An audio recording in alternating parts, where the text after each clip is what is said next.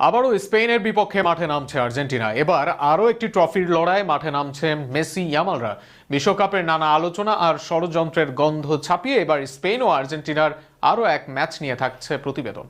বিশ্বকাপ ফাইনালের উত্তাপ এখনো পুরোপুরি না কমতেই ফুটবল প্রেমীদের সামনে হাজির হতে যাচ্ছে আরও একটি হাই ভোল্টেজ লড়াই। ইউরোপের চ্যাম্পিয়ন স্পেন এবং দক্ষিণ আমেরিকার চ্যাম্পিয়ন আর্জেন্টিনাকে মুখোমুখি করার অপেক্ষায় থাকা বহুল প্রতীক্ষিত ফাইনালিসিমা আবারও আলোচনার কেন্দ্রবিন্দুতে। বিভিন্ন আন্তর্জাতিক গণমাধ্যমের তথ্য অনুযায়ী 2026 সালের নভেম্বরেই কাতারের লুসাইল স্টেডিয়ামে ম্যাচটি আয়োজনের পরিকল্পনা এগিয়ে নেওয়া হচ্ছে। মূলত 2024 সালের ইউরো ও কোপা আমেরিকার চ্যাম্পিয়নদের এই লড়াই 2026 বিশ্বকাপের আগে হওয়ার কথা ছিল। তবে মধ্যপ্রাচ্যের নিরাপত্তা পরিস্থিতি এবং ভূরাজনৈতিক অস্থিরতার কারণে নির্ধারিত সময়সূচি বাস্তবায়ন করা সম্ভব হয়নি। পরে ম্যাচটি স্পেন কিংবা দুই দলের মাঠে হোম অ্যান্ড অ্যাওয়ে ভিত্তিতে আয়োজনের আলোচনা হলেও কোনো প্রস্তাবই চূড়ান্ত রূপ পায়নি।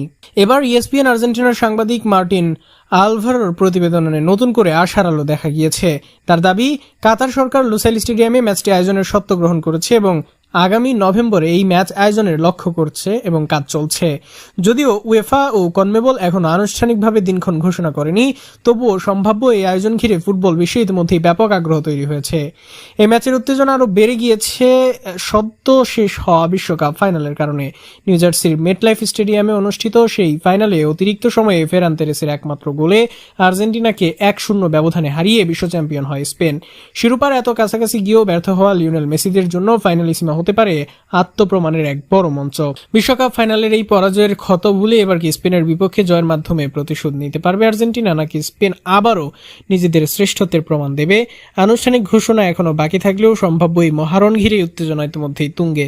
ফুটবল প্রেমীদের চোখ এখন উয়েফা ও কনমেবলের চূড়ান্ত ঘোষণার দিকেই।